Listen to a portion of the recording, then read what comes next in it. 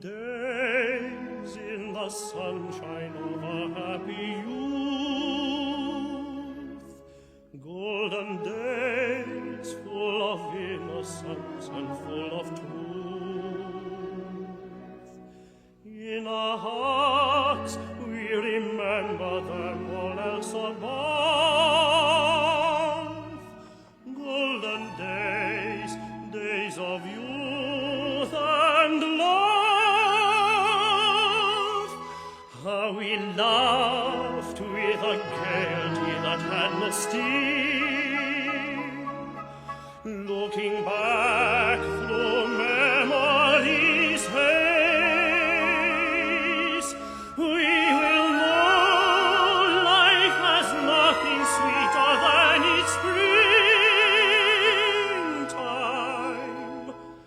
Golden days when we're young, golden days.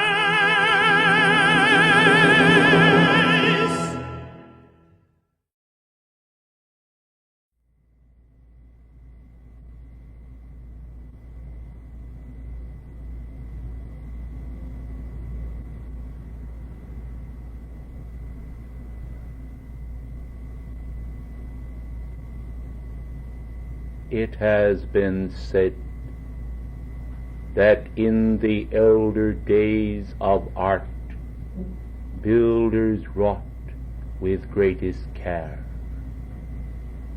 moving backward to the great sun source of life. The consciousness of man becomes imbued with the consciousness of the Creator. Out of the depth of immortal love and knowing, there has flowed forth the divine plan. First, this plan as a mist of radiant fire substance, dazzling, bright in the mind of God,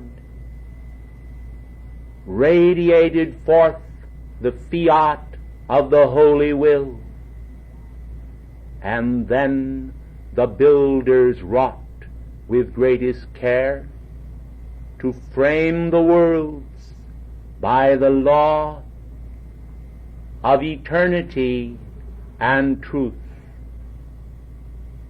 O beloved men and women of this age, the power of divine love is so underestimated by mankind.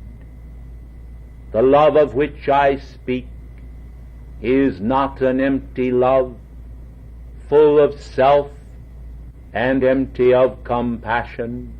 The love of which I speak is the love that sustains the universe from the time the first photon of light shone forth into the dawn of reality.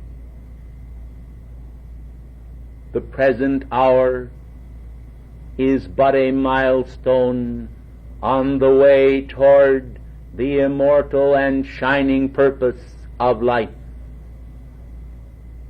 As an arrow sent forth from the bow of the mighty archer, so the infinite mark of spiritual achievement plows through the great cosmic densities until men and women are crowned with the beauty of godliness, and upon them is bestowed their divine inheritance in the kingdom of God.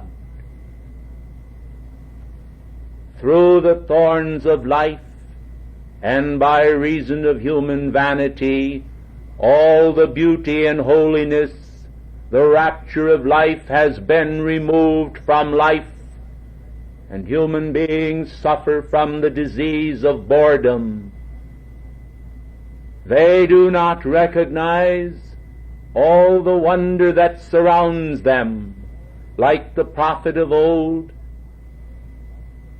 spoke unto the fearful man, saying, Behold, may thy eyes be opened, And the eyes of the fearful one were opened, and he observed that the angels of the Lord surrounding the ancient city were greater by far than the hosts of the enemy. O beloved ones, as I speak to you tonight, the beloved goddess Meru stands also before me, and we are charging our joint flame of illumination into the atmosphere of this planet, in order that the planet may be blessed by the illumination flame from our wondrous temple here at Lake Titicaca, an arc of light bridging across the gap surrounding your fair city and our retreat, carries the beauty of the rainbow substance of our illumination flame, for we love it so much that we claim it for you, is now radiated into this place, the city of light, hallowed now by our flame, even as it has been for some time hallowed by the flame of beloved Paolo Veronese, Paul the Venetian, who some time ago anchored the mighty flame of his retreat within the blessed Washington Monument here in this fair city, which symbol, silent sentinel of truth, stands to point mankind to the way of spiritual achievement, back to the great grand design of the architect of universal loveliness. Beloved ones, the flame that is before us pulsates and rises.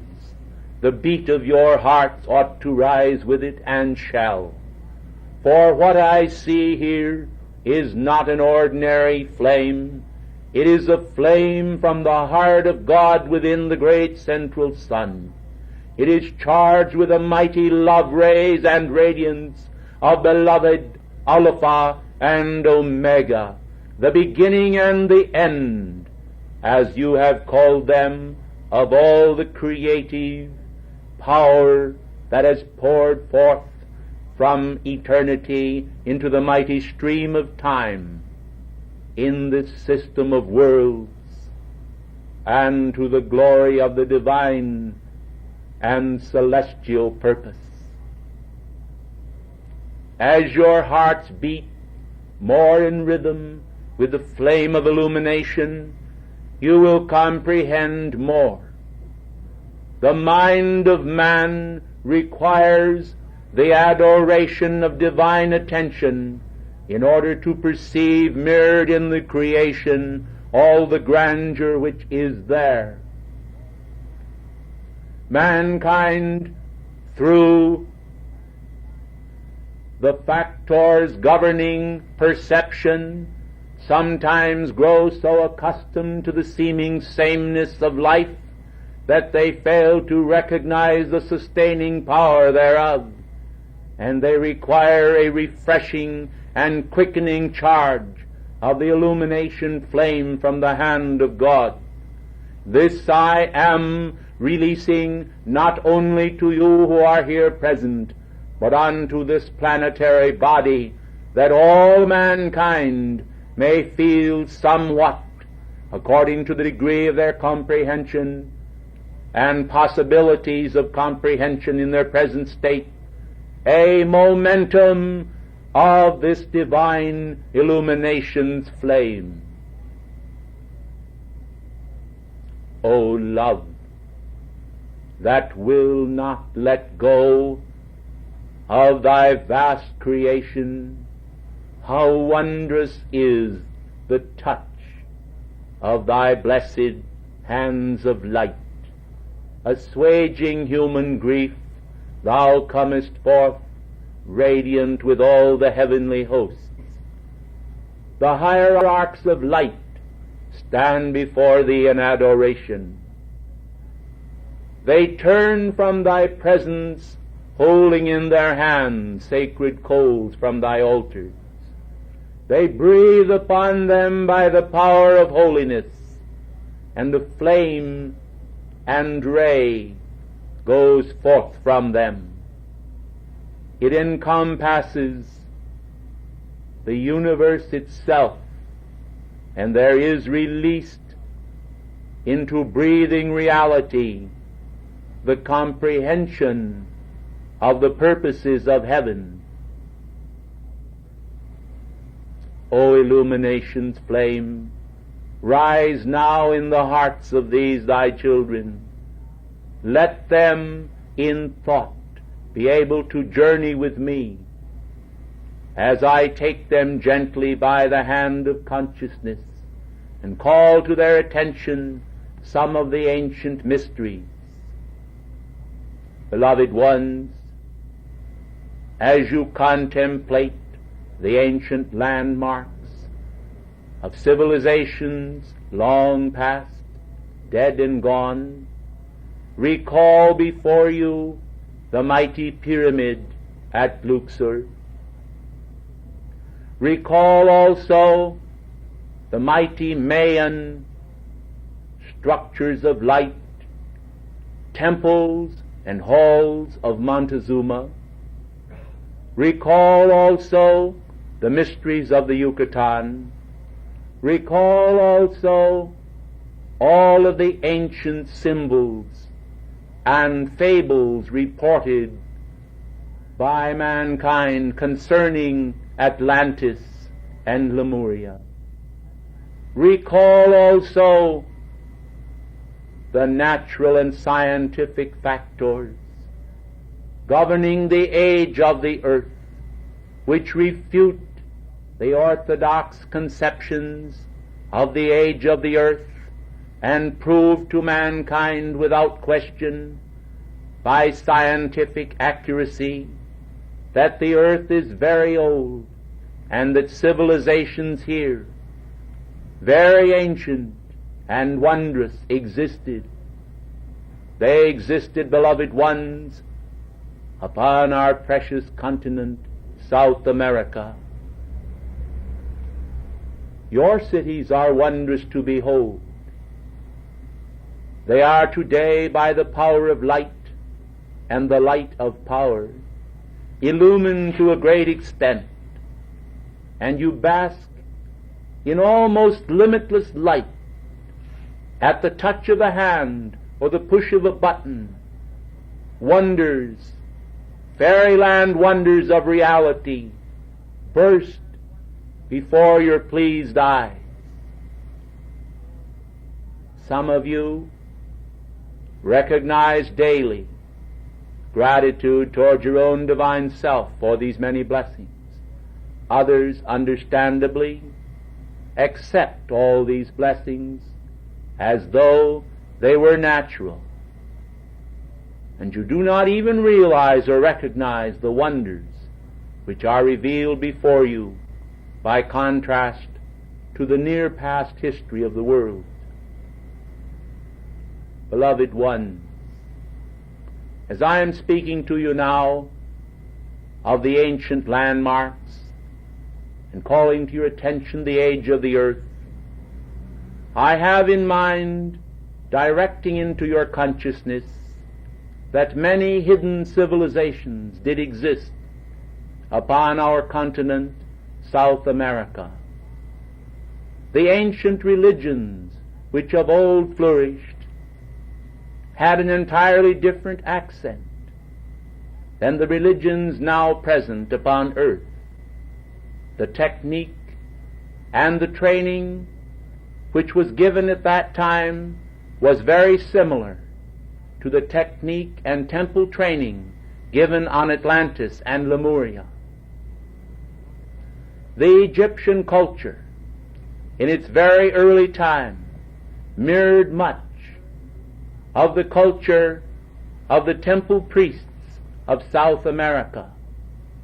And in days to come, when the seventh root race is ushered in to the fullest extent upon the continent of South America, the brotherhood shall once again establish the wonderful civilization of old. As the new Atla come again flourishes in America, in your country and this domain, so the wonders of a new Mayan civilization, a new Aztec civilization, shall arise in South America based on the spiritual culture of ageless and infinite wisdom. Once again, the impetus of divine love shall call the people of my continent back to the beauty, the compassion, the culture that once found a place of grace within their heart. They are a wonderful people. Through disobedience to the great law, many of these people fell from the grace which they once knew. And as the shadows enclosed round about this fallen civilization, the flame of illumination flickered and seemed to die within their heart, and they became somewhat crude in their acts, and the civilization passed through a change, descending rather than ascending the spiral of life. As the rounds appear before the consciousness of men, and the Creator's clock moves, the cycles come again, and so the flame shall rise, and from the rubble and remnants of the old cultures, the beauty and wonders of an ascended master civilization shall arise in South America, and the drum beats of divinity shall be heard there. The ascension temples that shall be raised there once again shall show man the stair steps of achievement that are required by the great law in order for mankind to ascend into their godhood. Some of you are familiar with the story of Zarathustra. You recognize that he, by his worship of Ahura Mazda, ascended into the flame of divine consciousness. Many of you are familiar with Enoch, known as the seventh from Adam, who was not, for God took him. You recognize the possibilities that through divine love, a soul in human form may approximate God, the great light, to such a degree that there is no longer a difference between the divinity of the universe and the individual manifestation, and then it is as though that Blessed One did not exist in the world of form.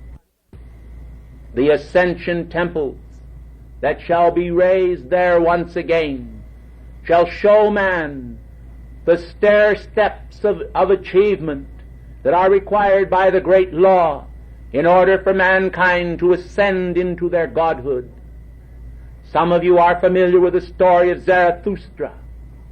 You recognize that he, by his worship of Ahura Mazda, ascended into the flame of divine consciousness. Many of you are familiar with Enoch, known as the seventh from Adam, who was not, for God took him.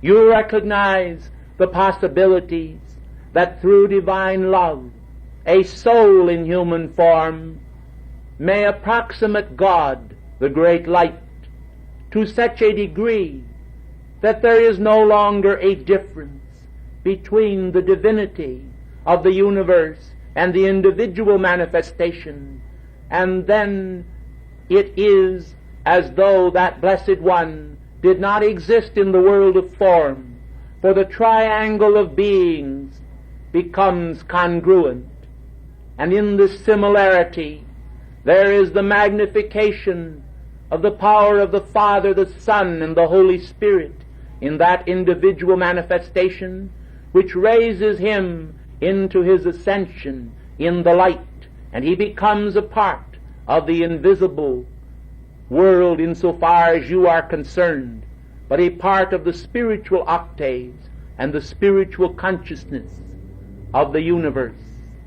Beloved ones, you who are so accustomed to form, you who are so accustomed to the idea of your body temples and home, recognize that it is not necessary for you to be confined to a body temple.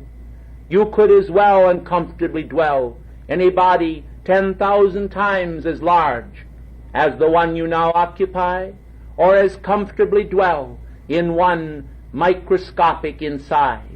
All conditions are relative, and inasmuch as the universe itself is not relative whatsoever, but is only an extension of divinity from a center to a periphery of infinite proportions, man must understand that there is a permeation and penetration of the great cosmic light everywhere, from that which is the Creator into that which is the created, and then there remains that spatial area in which nothing has yet been created.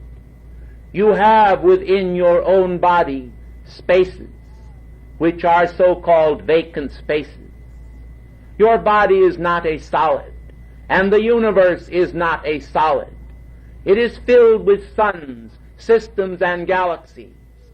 These are all radiating points of the great cosmic light from out the great spiritual sun, the Son of suns, behind all suns.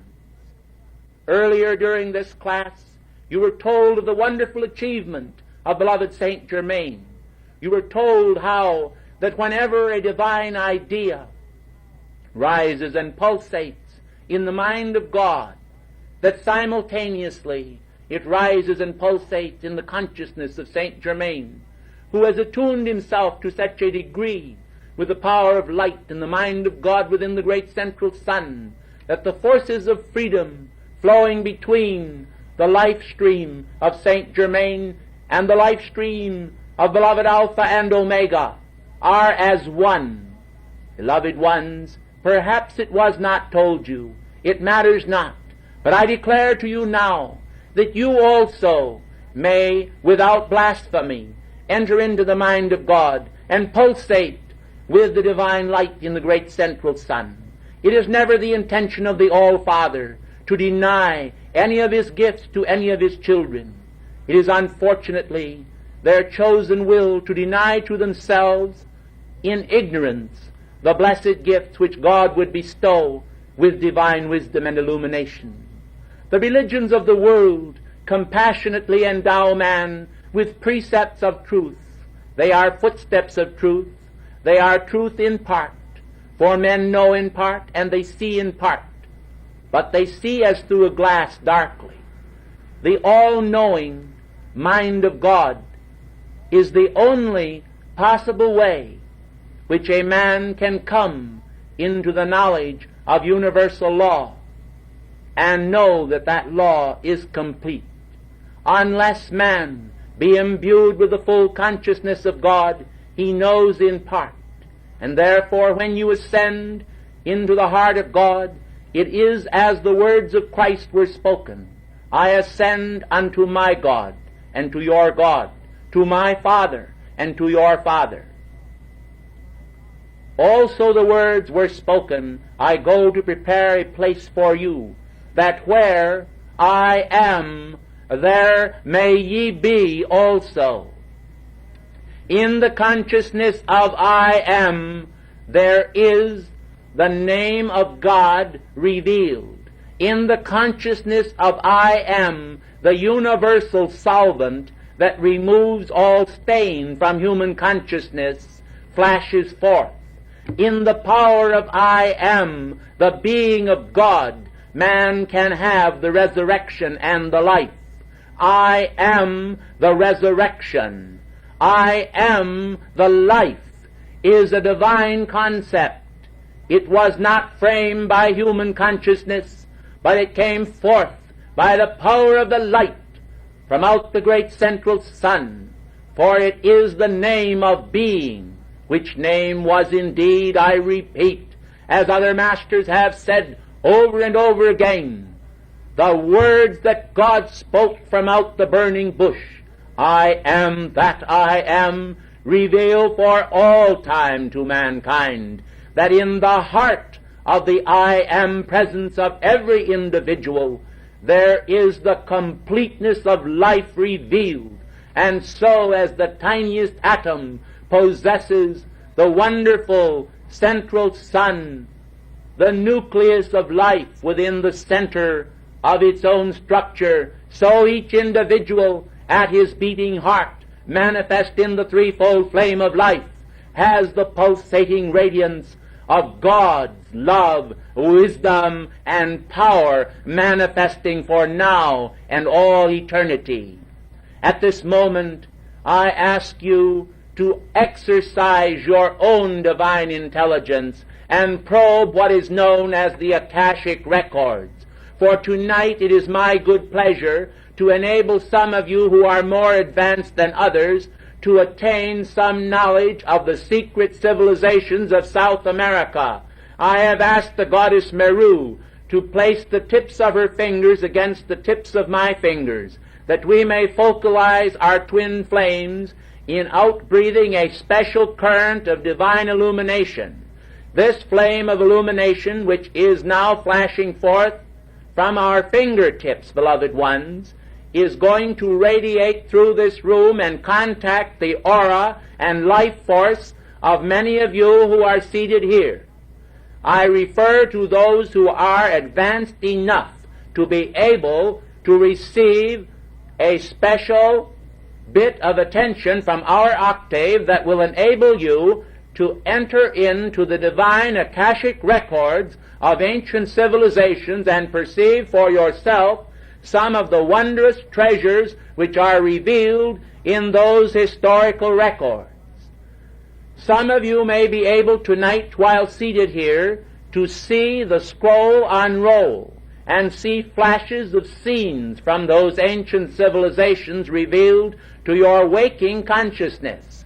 To those of you who are not yet able to discern the full flash of cosmic light and interpret it in the brief instant which it shall flash forth, I promise you that if you will call to your own mighty I Am presence and to me, and will faithfully accept the possibility that this can occur, that many of you, not all of you, will be able, during your hours of sleep, to gradually unfold either in a state of dream or vision, or upon awakening, some memory of that which I have flashed forth this night.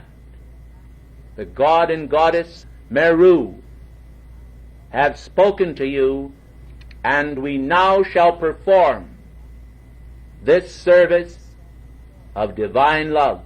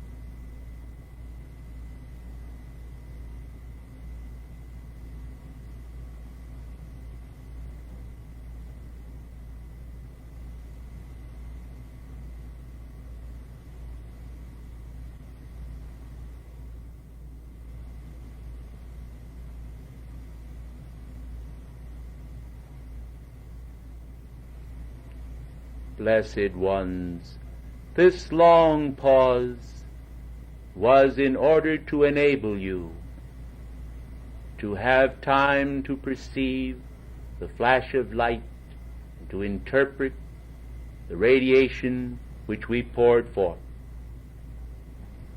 I desire now to release to all of you a charge of divine love from our temple. I have asked, therefore, that a special act may be performed this night in honor of beloved El Moria, in honor of beloved Saint Germain, in honor of the beloved Goddess of Liberty. And therefore, beloved Himalaya has agreed to radiate a focus of the masculine ray into this place at the same time that we radiate the feminine ray from our retreat.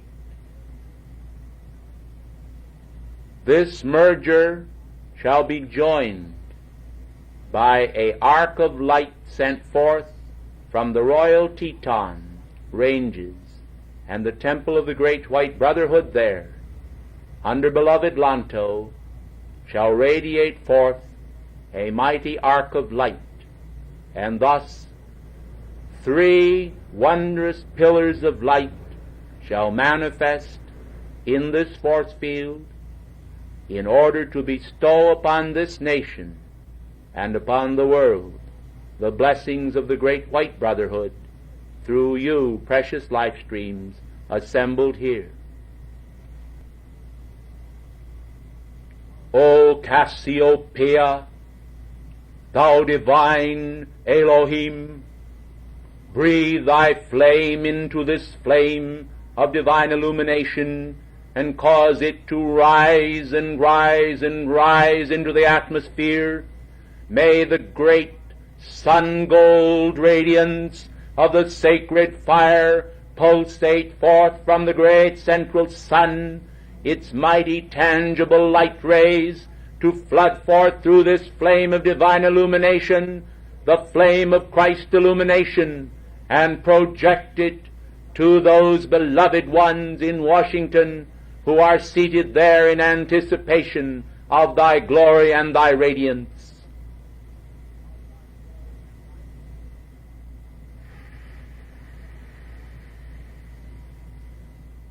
It is done.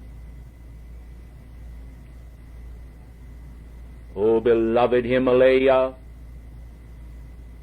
from thy great blue lotus temple in the Himalayan ranges, project thy mighty blue ray of divine love and power into this place in Washington, and join the mighty towering flame of illumination.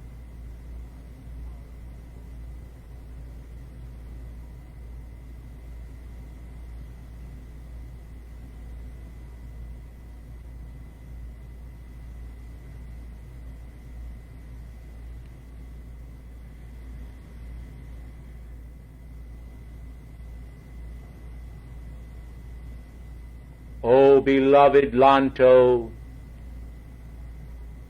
from the brotherhood at the royal Teton, by the power of the great eye of light,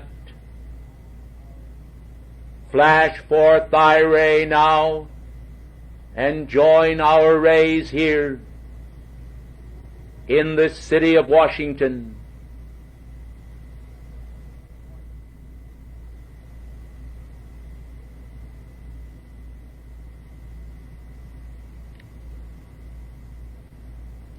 And now, beloved ones, that our rays are here, we see no reason why we should not be here in spiritual form, and therefore the God and Goddess Meru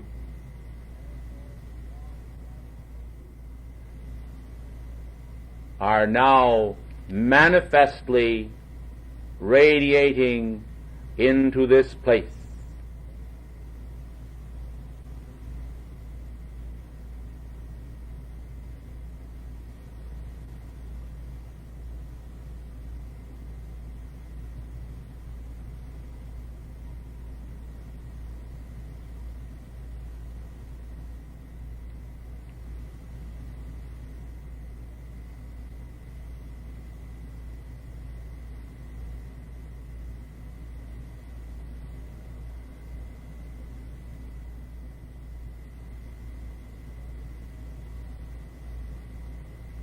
Beloved, Himalaya himself is now manifesting in this place.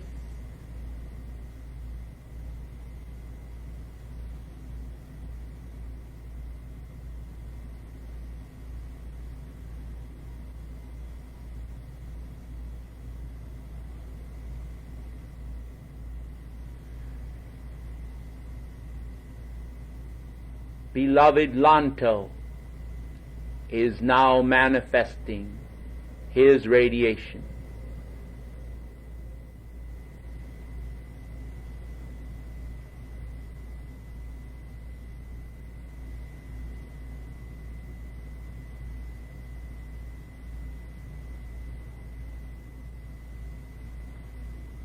Now, beloved ones, that this has been accomplished as a blessing to your community and to your blessed selves, I desire to admonish you to take this blessing into your heart as from the hand of your own beloved divine presence.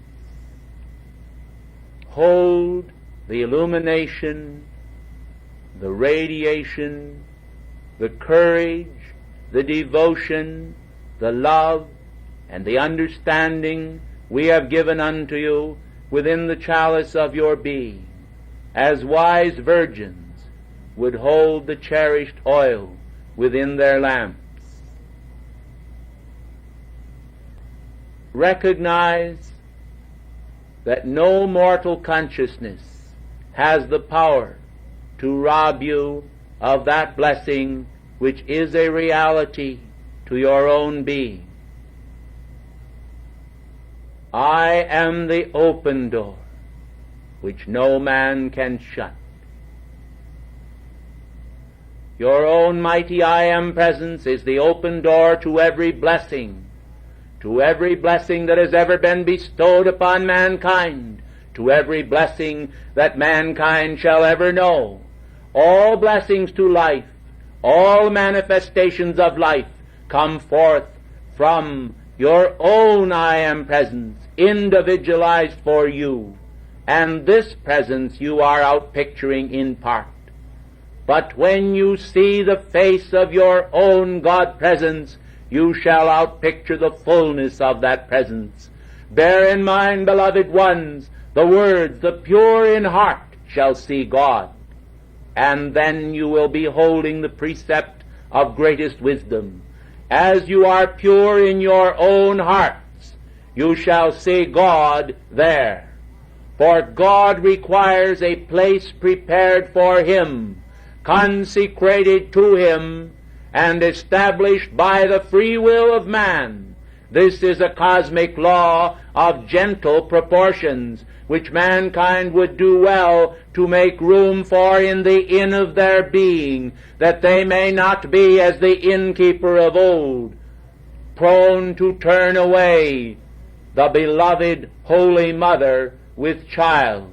Beloved ones, the Mother of the world, the divine universal mother concept, desires to bring many sons to the fullness of victory. The mother stands in America today, and the earth would destroy, in a way, the mother.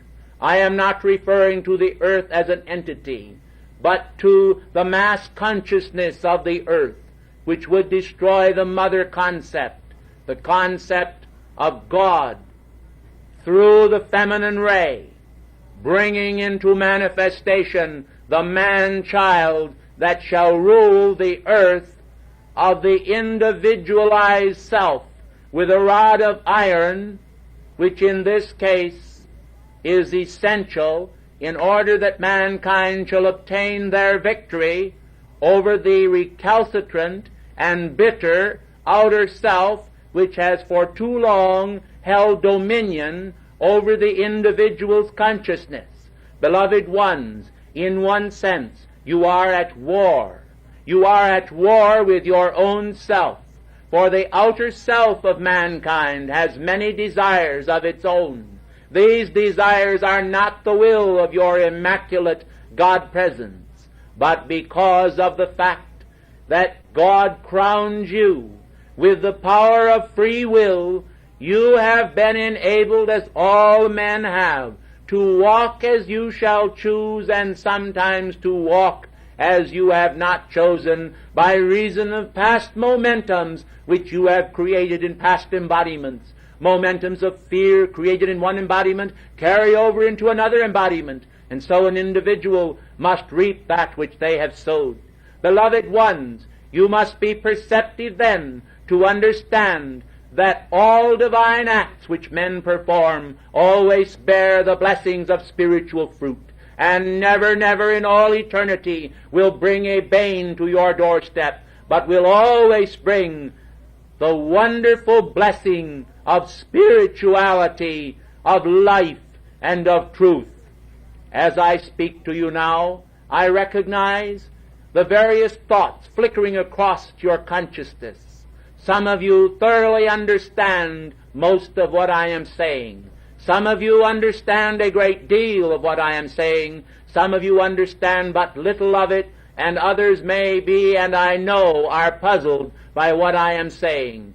But, beloved ones, if you will recognize that God is one, and that although you may not have the fullness of divine understanding, you can be given the fullness of divine understanding on the instant, by the spark of illumination within your own heart, you may open that door and permit the Christ-discriminating intelligence of the universe to come into the being of yourself within your own heart, and there in that sacred temple commune with that divine discriminating intelligence and have the answer to your questions, and you will know for yourselves that God, who is everywhere present, is present here now, is present in this temple, consecrated as a temple by your love and your devotion and the radiance of your own individual auras poured forth in devotion to the mighty I Am presence within the great central sun. Oh, what a measure of wonder this is! What a blessing it is! What a treasure it is to see even a few hearts devoted to God to the extent that they will pay heed and allegiance to our words and our radiation, that they will open their consciousness to absorb it and feel at home with it. This is a tremendous blessing. For many years it was impossible for us to reach human consciousness, and we did continue to pour out the illumination of our flame to the planet Earth. There were a few in every age which responded to the vibratory action of divine love as it flowed forth from our temple. I recall upon one occasion during the French Revolution, beloved Himalaya and myself poured forth such a torrent of divine love that the entire earth had a very early spring. And it was a strange occurrence, beloved ones. I would like to call to your attention that the wonders of divine love, which can be poured out by cosmic beings, is so marvelous that mankind often, when they see these cosmic miracles performed before their very eyes, do not recognize it as a miracle at all, but as natural law. Well, that is correct, beloved ones. That is exactly what it is, natural law. But it is a miracle in the sense that it is very wonderful. And because it is very wonderful, you ought to rejoice in each such occurrence and extend your gratitude to your own divine self, for in extending this gratitude as a great wave of love pours forth from your heart and ascends to the throne of God, there is always a return current. It is like the lightning, beloved ones, which rises up to the cloud with the negative charge, and the positive charge flashes forth. So mankind receives the great divine blessing. You can never bestow upon God or an ascended master a prayer of gratitude or a word of thanksgiving, but what there is a release of energy from that one's heart returning to you some blessing in return. This is the quality of an ascended master, and it is the quality of every student of the ascended masters who is astute enough to recognize the great law and to realize that in recognition of the great law they are bowing to the God presence within the heart of all mankind. Some men today remain stiff-necked in pride, and they insist upon holding their consciousness aloof from their fellow men, fearing some degree of contamination. Well, beloved ones, you will not be contaminated by anyone if you will hold your own God guard around you and recognize that the power of Christ's discrimination is sufficient to this day and every day to hold you inviolate, protected by the great light itself, and nothing can harm you wherever you are if you will create around you a mighty ring pass not, a ring of sacred fire called forth from God. Saturn, the beloved planet Saturn, in its great rings around it, has created some degree of protection so that it does not absorb the imperfection which radiates from this planet out into space. Beloved ones, I call to your attention that mankind ought to recognize how that opportunity is dawning daily for them, and they themselves must be perceptive enough to take advantage of it. Individuals must choose between being vegetables and being spiritual candidates for initiation. Beloved ones, you can acquire riches and honor. You can acquire wisdom as Solomon did of old. But unless you do the necessary acts that prepare you for your ascension, you will not be fulfilling the very wisdom that was revealed unto Solomon. For the purposes of life must be fulfilled in each individual. Beloved ones, success can only be measured upon the great cosmic scale.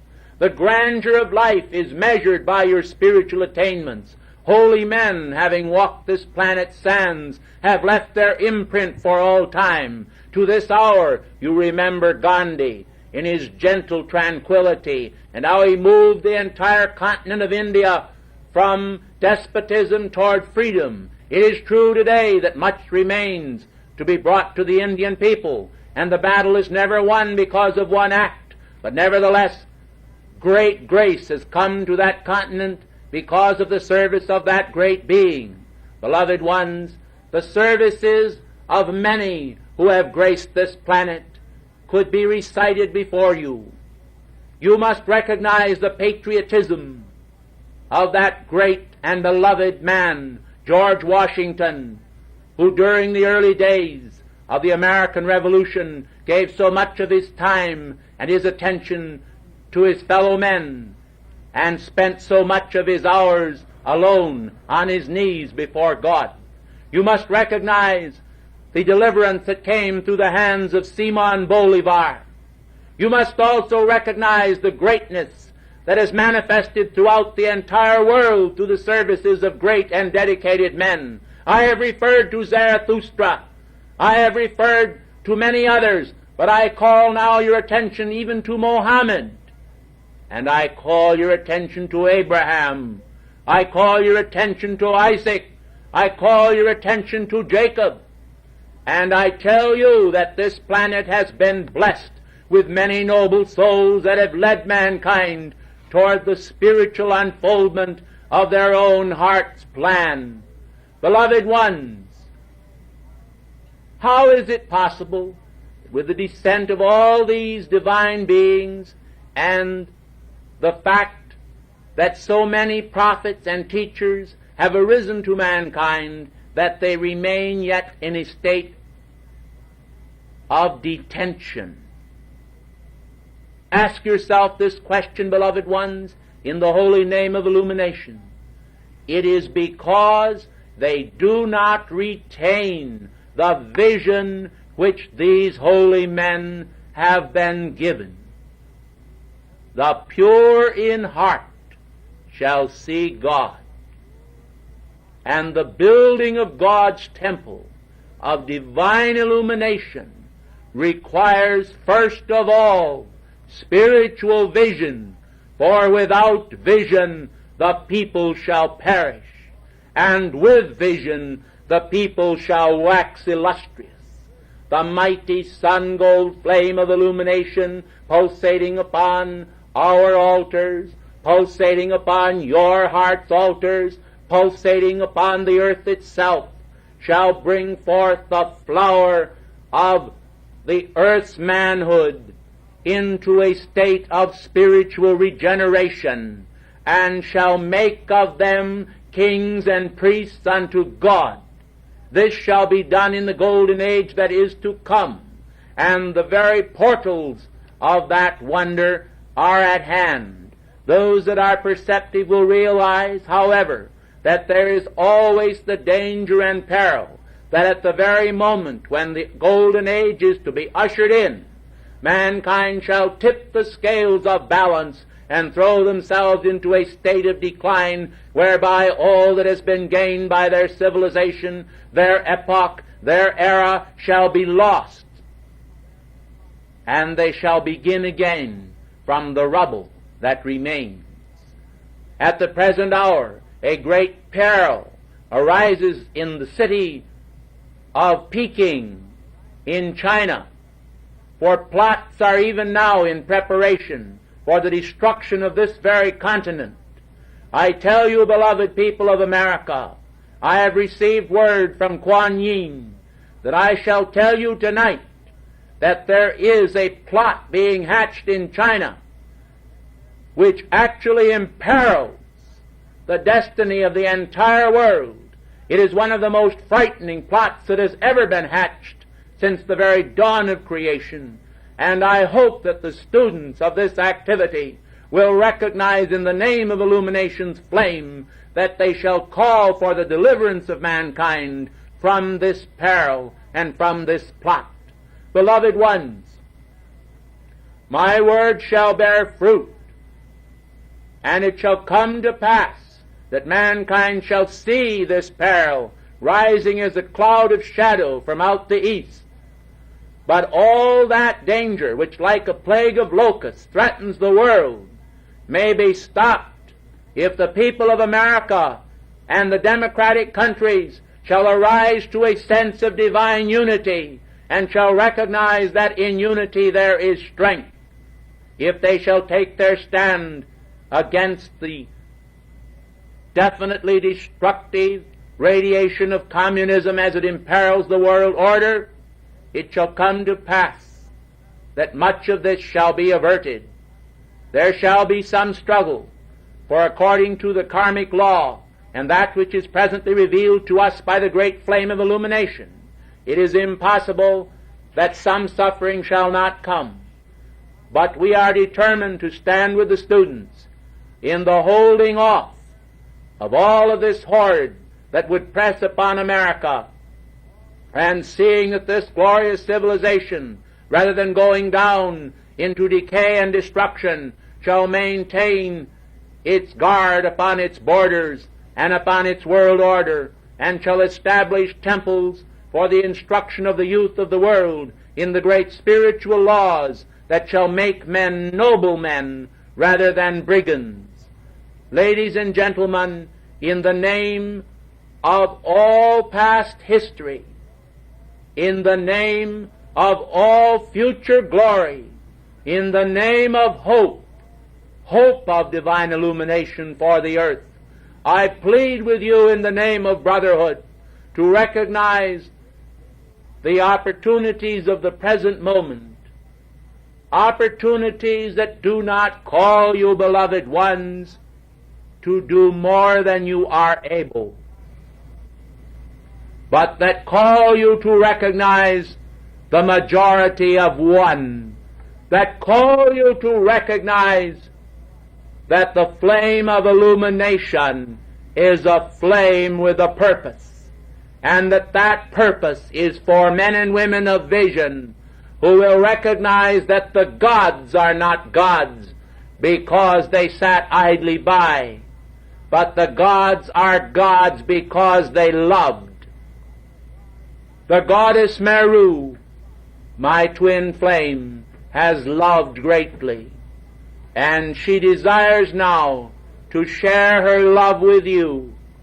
And so she requests that as you stand here before her, your pianist shall play a melody during which she wishes to radiate from the great rose of flame which is blazing before me, the living flame rose upon our altar, which is pink in color, the beauty of God's own love and holiness as it is interpreted through the purity of her spiritual vision. Remain standing.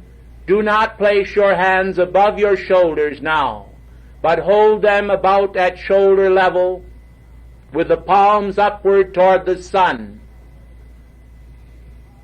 Remain quiet and feel her pulsations and the great flame of her love.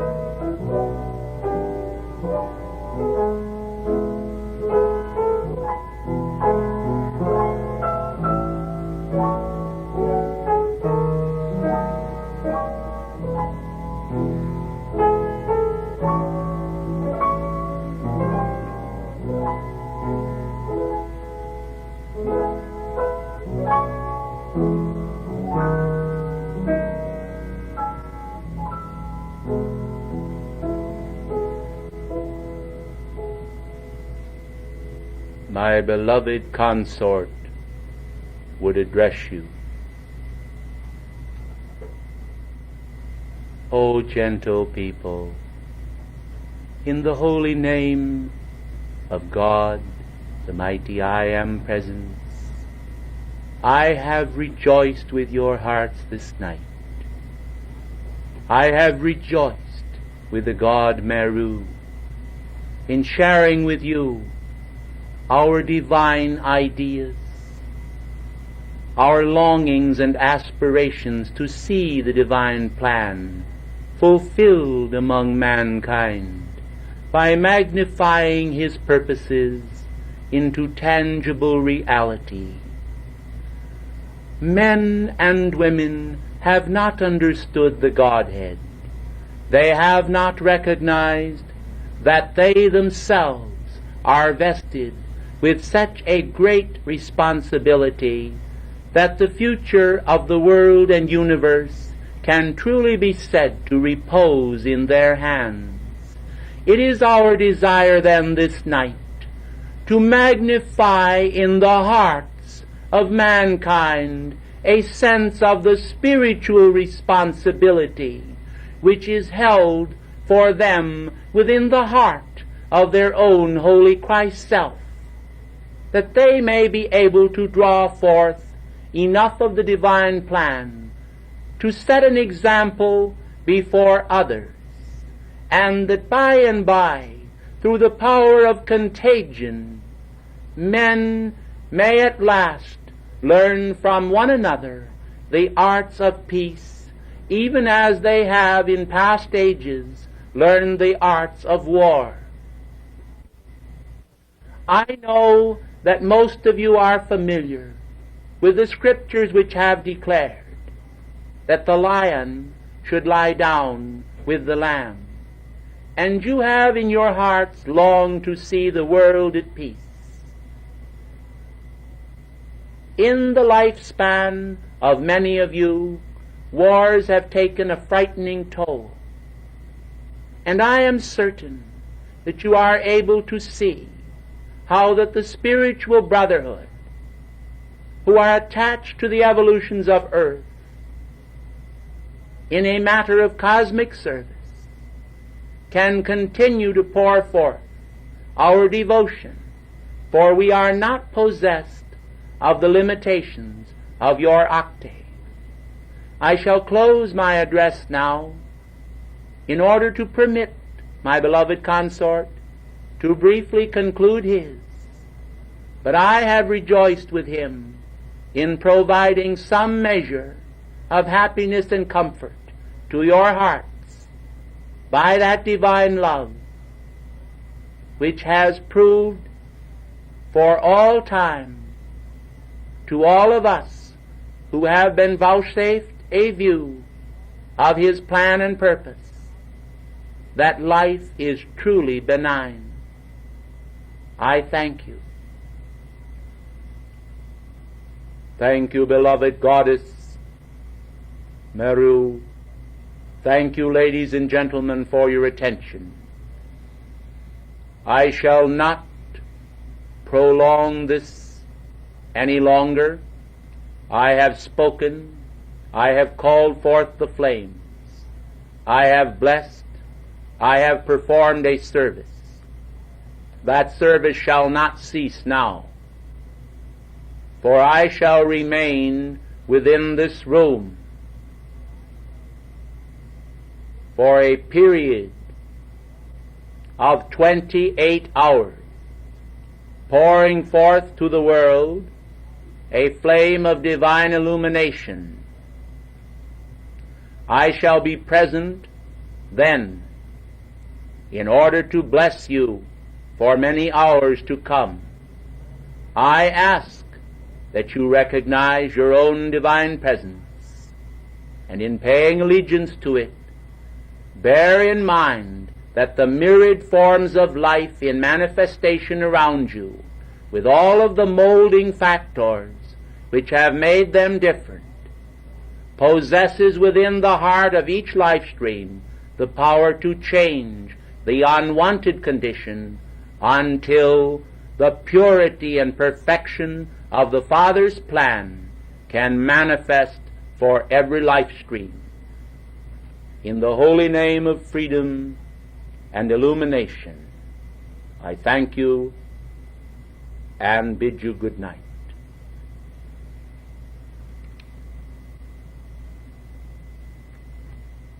Please be seated.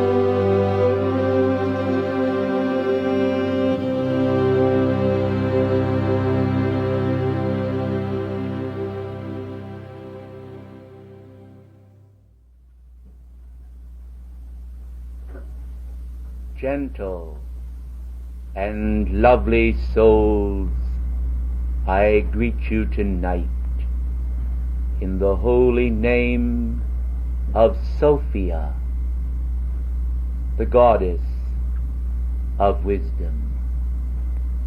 I am come tonight to bring to you the fresh winds and currents of the Zuyder Zee. For I begin with a tale of the land of the dykes. There lived by the sea a gentle soul who was a miller of flour and grain. He and his wife served together.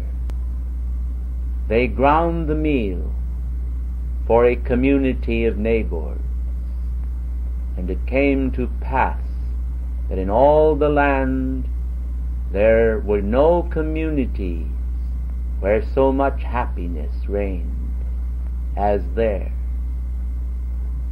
And the people of the entire land wondered and marveled, for they recognized that something strange must have occurred that made the people of this community so distinctly wise and happy.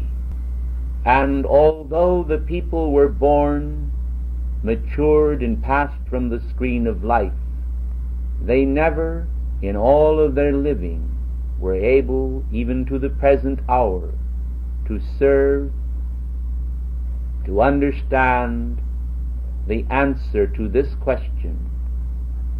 And I tonight shall draw aside the curtain, and I tonight shall tell you the secret that made this community so happy and prosperous, so gay and so joyous.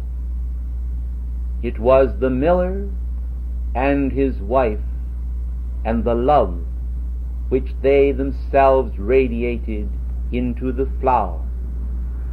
This love was carried home on the backs of those who patronized their place of business, and was baked into the bread which they partook of. And at every meal the generative and regenerative power of love from the miller and his wife was radiated around the table as the food which the neighbors ate was imbued with divine love. It came to pass that this love entered into their physical being, and like radioactive power, which is now understood by mankind to a greater measure than in the past, the power of this radiant love from the miller and his wife was manifest throughout the community, and they did not know the cause of this happiness, and none of the people were ever able to discover it. For mankind are sometimes, although closely approximate to one another, unable to ferret out the most simple secrets. And so the mysteries of divine love continue to defy probing by human consciousness. But we of the radiant ascended Master's octave choose occasional gems to share with you.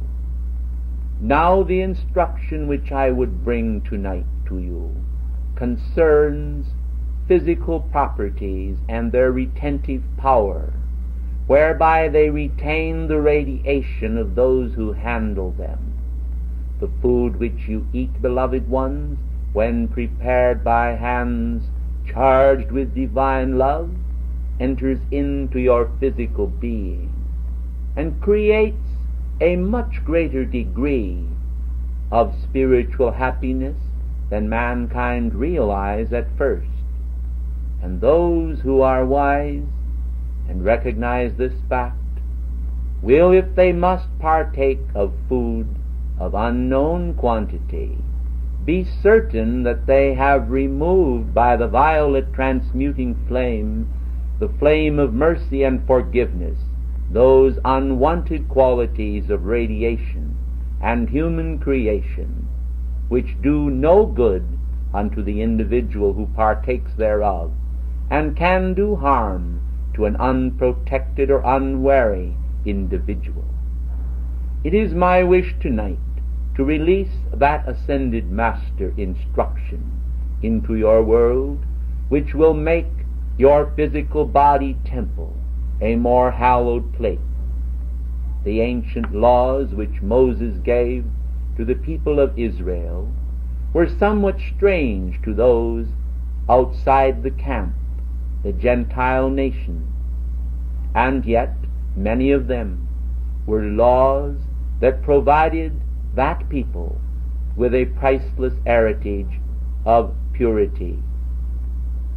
I would call your attention then as spiritual children of God, for you are the chosen race who embrace God's holy name and follow the sacred fire element. I would call your attention to various protective measures whereby you can make your physical body temple a more fitting place for the Holy Spirit to abide. Now I do not wish to cause fanaticism or strange ideas to sprout among the students of this activity or any activity, and I do not wish what we may term a sort of witch hunt to take place, whereby you blessed chelas will go out and question every morsel of grain which you eat of. But I would like to call to your attention that you, beloved mothers and beloved sisters of light, and even the gentlemen who prepare food for others to eat, can utilize this knowledge for the enrichment of mankind by putting the divine and radiant qualities of divine love into each tender morsel which you prepare with the love of your heart.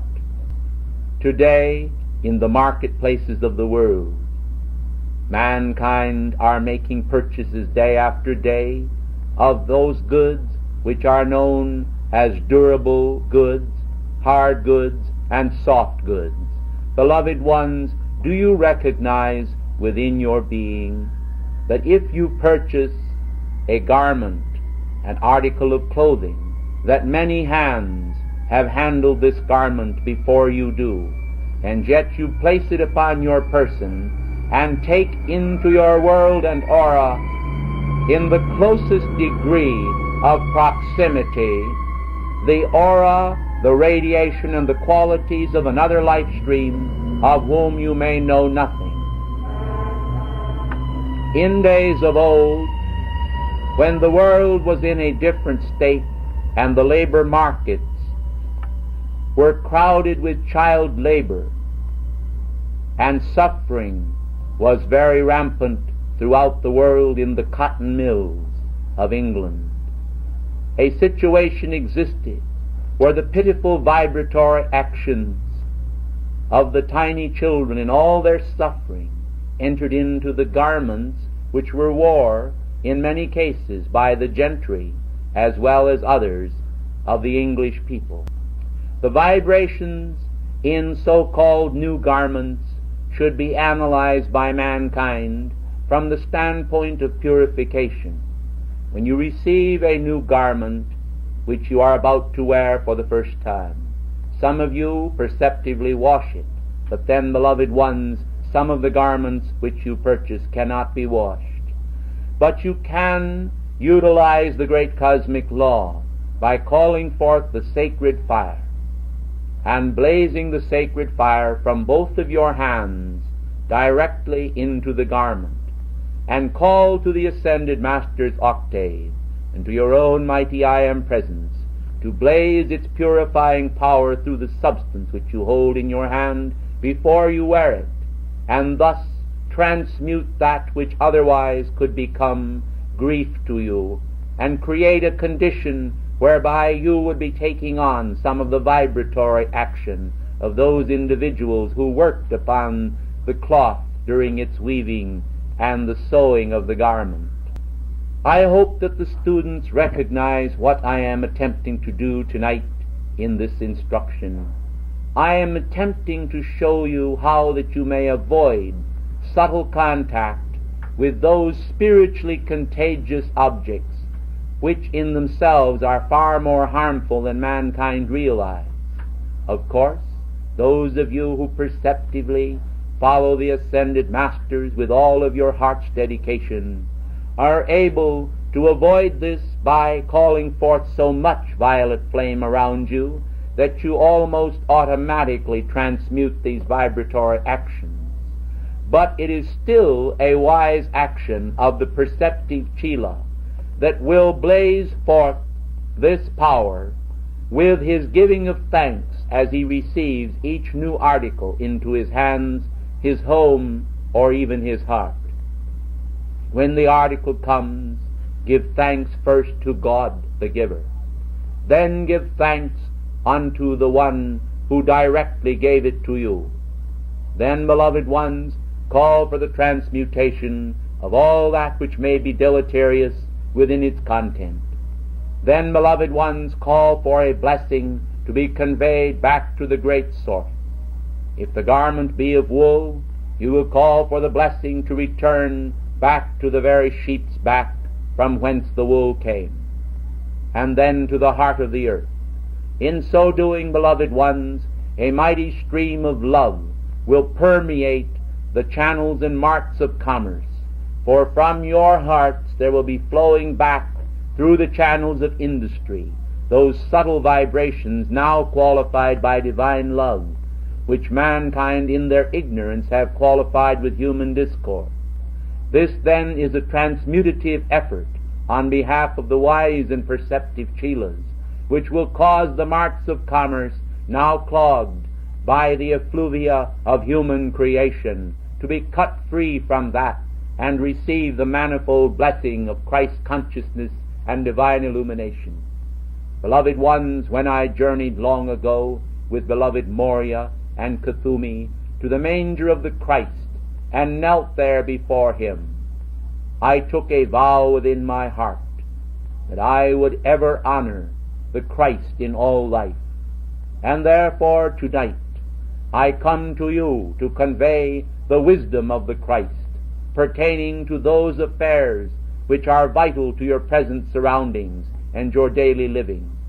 In the pioneer days, when the looms of America were flashing to and fro in the parlors, kitchens, and bedrooms of the log huts and farm homes of this rural community, beloved ones, the love of the mothers and the women of those days in their pioneer spirit was woven to a much greater degree into the homespun garments which they wore. With the commercialization of all of these various crafts and skills, weaving, making of shoes, and all of these various articles which you consume and use about your person and in your homes, mankind became more and more resentful of the long hours which they were forced to labor at cheap wages. And before the revolutions took place whereby the labor unions arose, the resentment of the factory workers was sometimes frightful, and the fomented power was radiated forth, making a crass society and creating a condition which did not foster the nurture of spirituality among the people. And so from the beauty of freedom which accompanied the early pilgrims who came over on the Mayflower, and that which accompanied those who worshipped with Elder Brewster and those early pioneer spirits in America, there came a change which swept across the country. With the thirst for gold and the gold fever, mankind flashed into an era of materialism, and much of human discord was spread abroad in this contagious manner which I have illustrated. Now it is ever so wise that the students of Saint Germain, who have understanding within their hearts, of the need to expand purity throughout the earth should understand how that a simple call of gratitude to their own mighty I Am presence and a simple call to God and the great ones for the release of the violet transmuting flame and the beloved flame of truth from the heart of Hilarion, they can be able to purify in the light of divine truth all of their world, bit by bit, throughout the day, until every moment is taken up with the spreading of the light of God in this most subtle manner among mankind. And then we have reversed the current of human discord, for the path through which discord has traveled is the human path. And now then, by this divine wisdom flame teaching of spiritual illumination, the students acting by the power of the great law will be able to release a tremendous spiritual charge throughout the world, and the activity which I am speaking of will be like the leaven in bread. It will cause a rising and elevating action within all mankind, and as this knowledge is disseminated more and more in practice among the students and outside of this body into those other students of spiritual law throughout the world who will understand the great truth which I am now proclaiming, you can see that a leavening action will occur throughout the world. And then, as in the community of the miller in the far distant land of the dykes, the beauty of the world community will be enhanced by the perceptive Chila, and this will expand the Chilas of the ascended masters throughout the world and help to usher in the golden age. As I stand before you tonight, it is with a sense of great humility, for I recognize that many of you in your present state have poured out an enormous amount of devotion to God. Your calls, beloved ones, in some cases would have set you free long ago had it not been for the weights and oppressions which you have absorbed from others among mankind. Now I do not propose separatism, or that you should anchor yourselves in a monastery or monastic way of life in order to escape this condition. This would not in itself provide you an avenue of escape, dear hearts. But I do advocate that you do understand how that by spirituality and protective devices the students may rise in the cosmic scheme and avoid the dissipation of the great spiritual energies which are released to them by the ascended masters. I call to your attention now that wondrous and transcendent hour when the woman who had spent all that she earned in searching a cure for her illness stood by the side of the beloved ascended Master Jesus and pressed through the crowd that surrounded him to place her fingers upon the very hem of his garment. I remind you now that as she touched the hem of his garment, the mere clothing thereof, that a current of healing power rushed forth through her hands, passed through her body, and removed from her this condition of years of oppression. Beloved ones, the Master turned to his disciples and spake, saying, "Who touched me?" And those in the audience around him said, "How can you say, 'Who touched me?' when all around you are pressing against you?" And he spake unto them, and he said, "Nay, but I perceive that virtue has gone out from me." This, beloved one, should show you that virtue can be conveyed by the power of the hand, by the power of contact, by the power of the spoken word, by the power of radiation. There is then a method whereby spirituality can be conveyed from one hand to another, but it is one thing to convey it and another thing to retain it. You sit in these meetings in our presence and radiation. You feel tumultuous currents of light passing through the atmosphere. Your spirits are exalted with new hope. and all hope in you flourishes. You then say to yourself, I must make a new resolve, that I will never again express conditions of negativism, and then there rushes in the negative charge from the sinister, and you are turned aside for a moment, and one day you find yourself again in that state and condition which you were in previously. Beloved ones, the wise will avoid this. I do not say that in the search for the summit of your own existence you will not climb hills and pass through valleys, that you will not sometimes traverse a plain or cross a desert where you may have a dry spell for a while, when the waters of life and the spiritual currents will seem not to flow. I do not say that you will not encounter what is known as the dark night of the soul. I do not say that you will not have trials or tribulations. You are, after all, individuals seeking to fulfill your own God destiny. You are individuals seeking to drink the cup of immortal life. And as the Christ who stood in the Garden of Gethsemane and kneeling down before his Father declared, Father, if it be thy will, let this cup pass from me, so you too at times may flinch from the cup of life that passes before you. But in the drinking of it, beloved ones, the Spirit of divine initiation exalts you to that position where you too become as we are, exalted, illumined, God-free, and ascended. It is worth it all.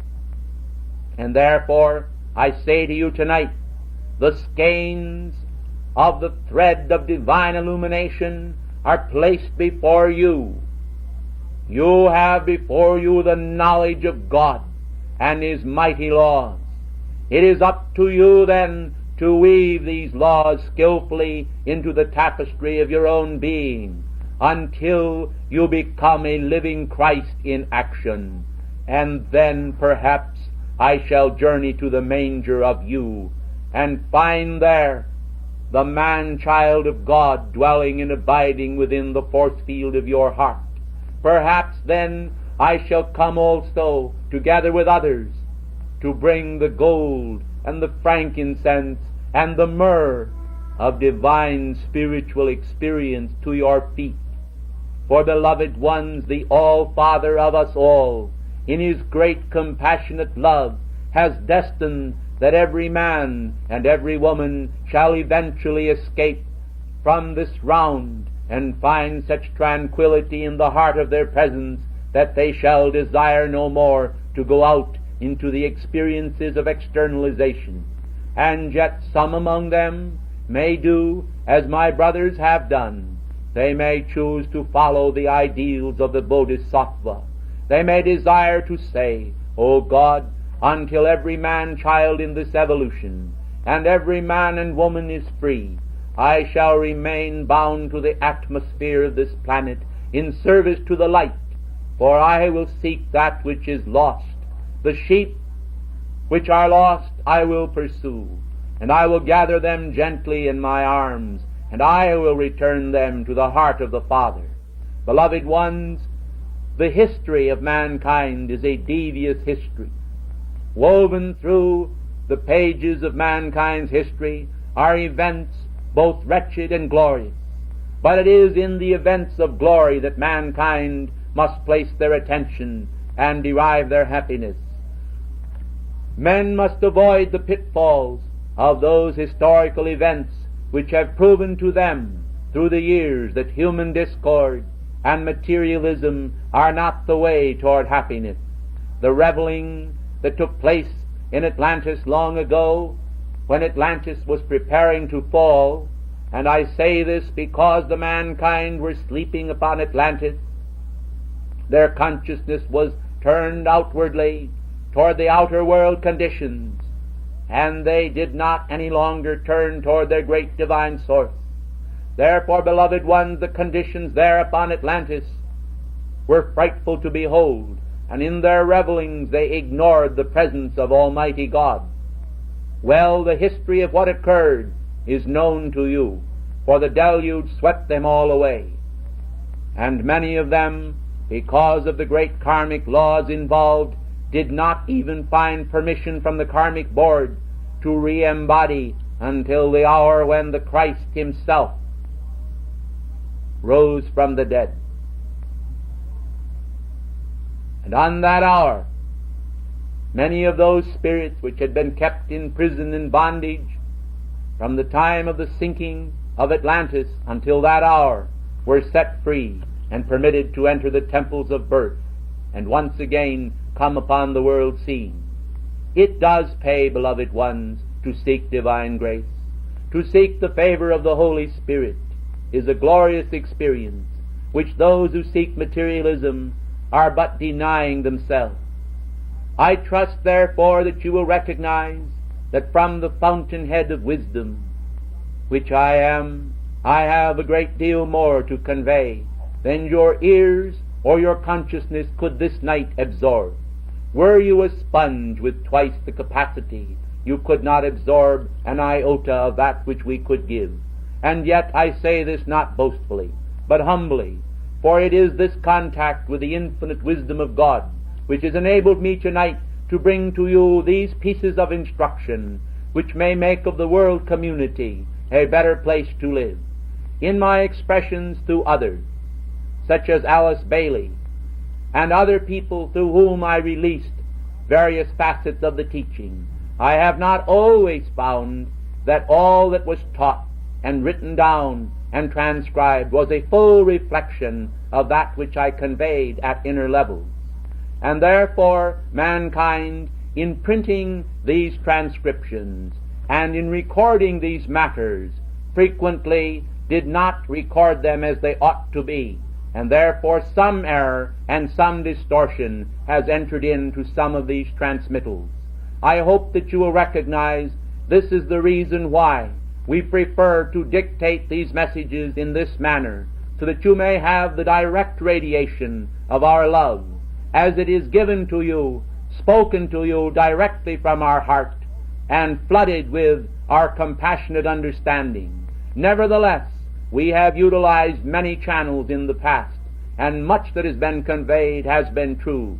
However, I frequently find today that many of the disciples of some of these schools have perverted the teachings into a mere intellectualism and a sham of the real thing, which is the true love of God for all mankind, and not merely a steadying of words in itself. Beloved ones, it is necessary for individuals to seek in the basic simplicity of divine ideas, such as I have conveyed concerning the miller and his wife, the simple ideas that can be transmitted without distortion to mankind. Mankind can understand what love can do, for they have beheld in their own communities the action of divine love in their neighbors. There are few here who could not recite countless examples that you have seen in your own immediate surroundings of the power of divine love expressing through your friends and loved ones. Precious ones of the light, mankind must return to the simple childlike faith in God. They must return to the basic truth which is conveyed by the ascended masters, and then mankind will know freedom. Freedom does not come from warring over the use of words or problems in semantics. It does not come from confusions. Freedom comes from the heart, and the heart is very close to each of you. Ladies and gentlemen, you have today been blessed by Saint Germain. You have today been blessed by K17, and I am blessing you now in the gentle radiation of my flame of holy illumination. I trust that in sweet and holy prayer this night, ere you pass into sleep, you will call for the anchoring in your world of all of the beauty and holiness which has been released to you, and that your hearts, with grateful gratitude to God, and I have used it twice deliberately, will expand limitlessly into those higher octaves and spheres, until on the returning current of divine gratitude you shall find yourselves on the morrow propelled toward your goal, your own God freedom forevermore. Ladies and gentlemen, gentle chelas of the ascended Master, I thank you for your time, for your attention to the light, and for the grace that surrounds your heart. I have spoken to you in the name of holy wisdom, and I know that the divine Theosophia shall herself bless you with a cognition of the infinite, eternal, supernal radiance of your own divine self. I thank you and bid you good evening.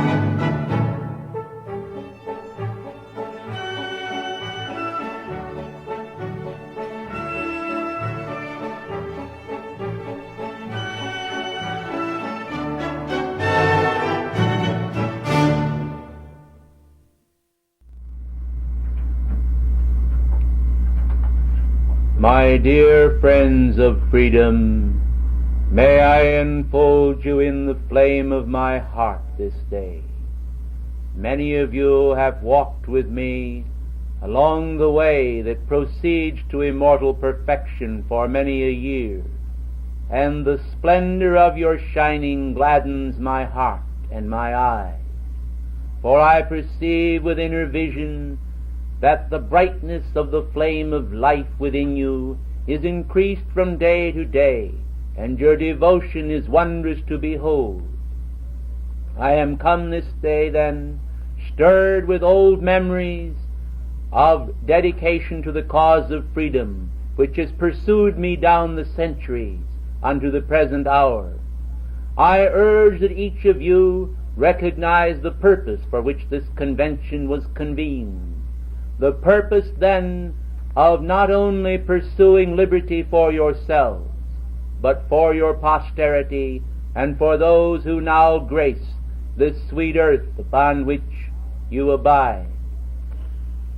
The hour of the present is always a chalice, wondrous opportunity, and as you fill that chalice with the elixir of happiness and dedication, you are serving the holy cause to which I gave all that I have been given by God, and invoked more continuously that I might give more. This then is a service which you also can do, for some of you occasionally have set up laws of limitation in connection with your own world, where you said to yourselves, I do not have the strength to pursue a more rigorous course. The beloved ones, I do not advocate folly or foolishness, or that you should extend yourselves beyond your capacity, but I do advocate that you should extend your capacity beyond yourselves. I hope that you recognize that which I am trying to convey to you today. For the cup of freedom for the earth comes from the heart of God. The cup of freedom from God's heart is given to each of you as a cup of cold water to a thirsty traveler. And those of you who are wise will not reject it, because it is given in the name of Christ, and it is intended to be an elixir of light that shall give you a compassionate feeling toward all life, so that you may invoke mighty streamers and ribbons of light from the heart of your own presence that shall enable you to overcome the stones of stumbling which men have laid in your pathway, inadvertently or by design. For there are many crafty men and women today in the world who do not have the understanding which you have, and in their blindness and ignorance they would hinder you from expressing the freedom of life. That which they do is truly impersonal, for they know not what they do. And in the fiat of the Christ which he uttered, Father, forgive them, they know not what they do, you will find your own freedom, that you will not personalize that energy which is directed at you and be sidetracked into the byways of immortal life. I hope that you understand exactly what I am trying to convey. Beloved ones, you are on the pathway toward immortal life, and if you become sidetracked by individuals who throw arrows at you, and your attention goes to them, you are not using your energy for the chalice purposes for which God intends you to use it. And this then bypasses for you the ascension sometimes for hours, sometimes for days, sometimes for years, and sometimes even for embodiments. The embroilment of mankind in the eternal conflicts of human creation has kept men and women from their own victory and freedom. The purposes of convening these classes and releasing this instruction is to give mankind their freedom. If they are to have it and to hold it and to cherish it and to extend it to others, they must then exercise the prerogatives that heaven has given unto them, and they must exercise those prerogatives wisely and well. I say to you today then, in the name of God, regard for a moment all the priceless heritage that has been handed down to you. The torch of freedom is passed to you from our own hands. The torch of freedom which the Goddess of Liberty holds is as much yours to hold as it is hers, and she herself will no doubt call this to your attention in one way or another. Peace, beloved ones, strength to you, freedom to you, divinity to you, and every divine gift. May it all descend and be lowered to you from the heart of your own presence. I could speak many words this day, and I am well aware of the fact that many of you come here hungering and thirsting after my words. But then, beloved ones, I think you are aware of the fact that a great deal of this is given in radiation as well as in worded instruction, and therefore if I myself today, in the interest of brevity, do not speak to you intensely, you will understand that I will continue to radiate to you throughout the balance of this class, and so I will make up by radiation that which I do not release in words.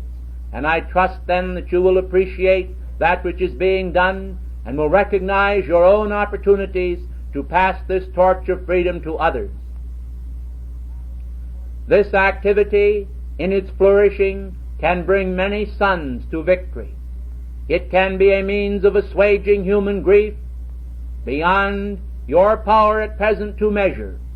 I call to your attention the great devotion which was externalized in beloved Mother Mary during the embodiment in which she cared for the beloved ascended Master Jesus as that holy child was placed there in her trust.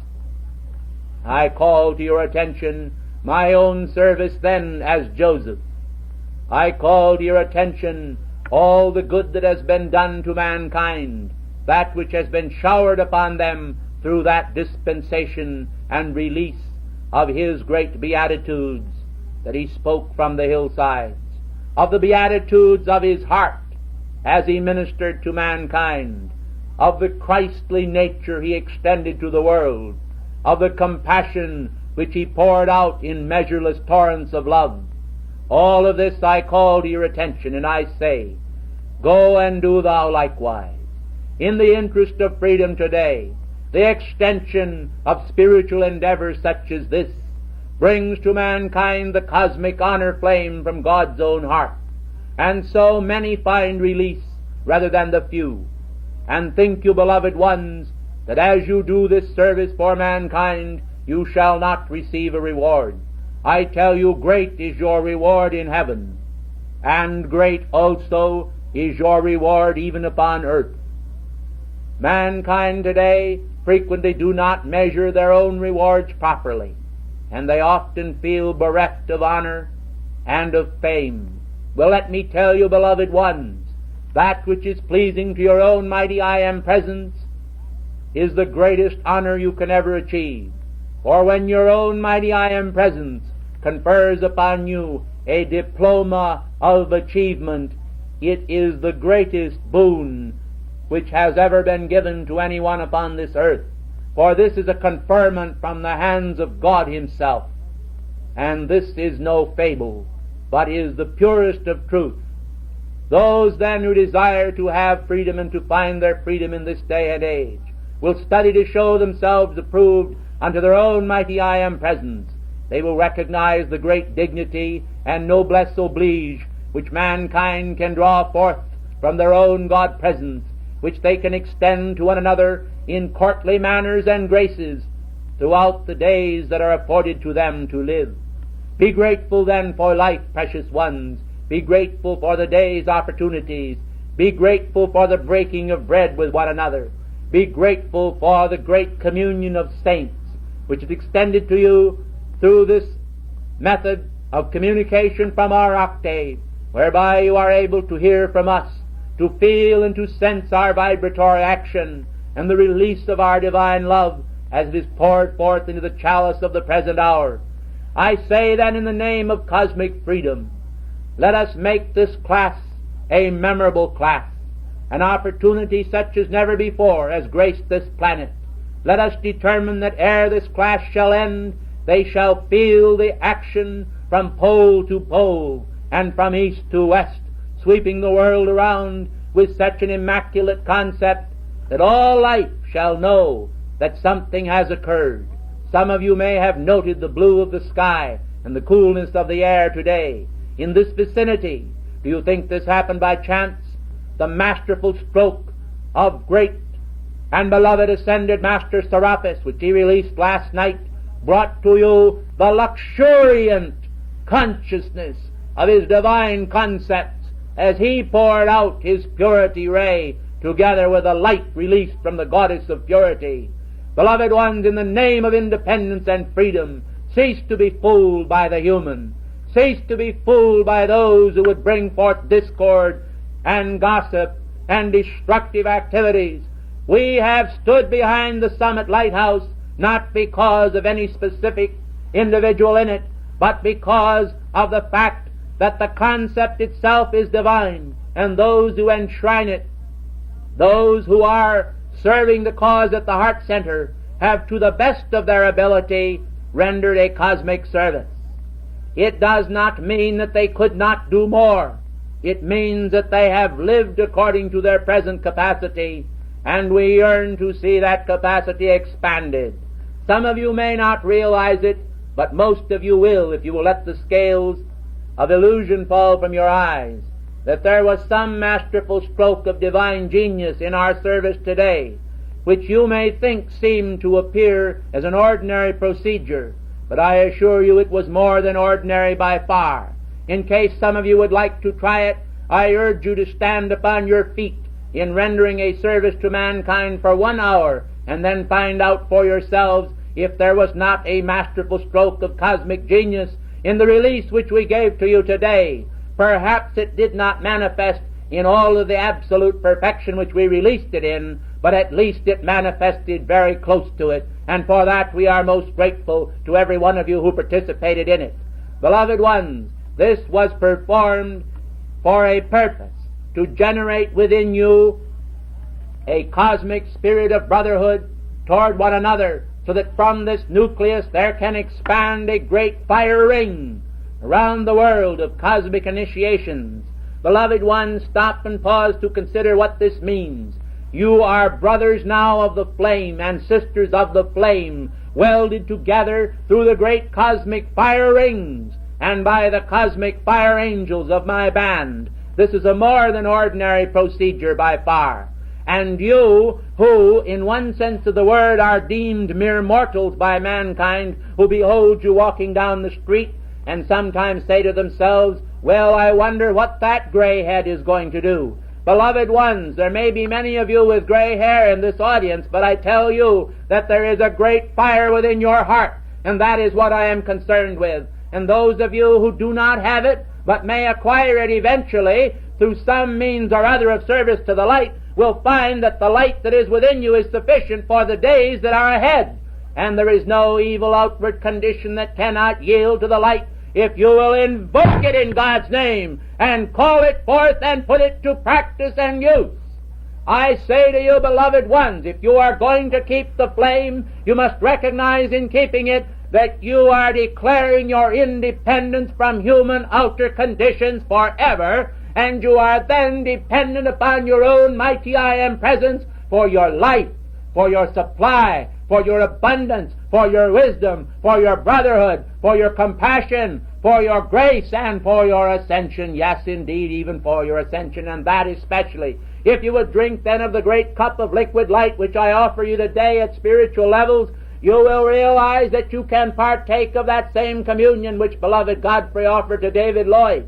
And if you partake of it today at spiritual levels, do you think, beloved ones, that the hour will not come when you yourself will find this elixir is penetrating your consciousness and giving you the flame of freedom flowing through your physical form? And you will find that through the power of the flame you are being reborn hour after hour anew, and refreshed and regenerated and actually ascended in consciousness, until by and by the day will come when the great spiritual magnet will be so strong that the attraction that pulls you upward will be so much greater than that which holds you down here, that you will quite naturally rise, because there is no longer any gravitational power whatsoever to keep you down here, and you're going to go up, beloved ones. And that is our gift to you today, on this your cosmic Independence Day of freedom in the mighty I Am name. I thank you in God's holy name, and bless you in the name of the great I Am race, in the name of America, the land of the free, in the name of India, the great and magnificent devoted people of the Far East, and in the name of both East and West, and in the name of brotherhood. Peace then, dear hearts. The hour is coming when you shall have your victory. Fear not. Be of good cheer. It is I, the light of the world, in all that shall expand you until you become as illustrious as God intended the day He saw your shining souls and beings emerge from the great spheres of light in the great central sun. I thank you and bless you with all diplomatic courtesy which I can extend to your precious life streams. You are my children, born of the flame, and I love you each one. God bless you. Won't you please be seated?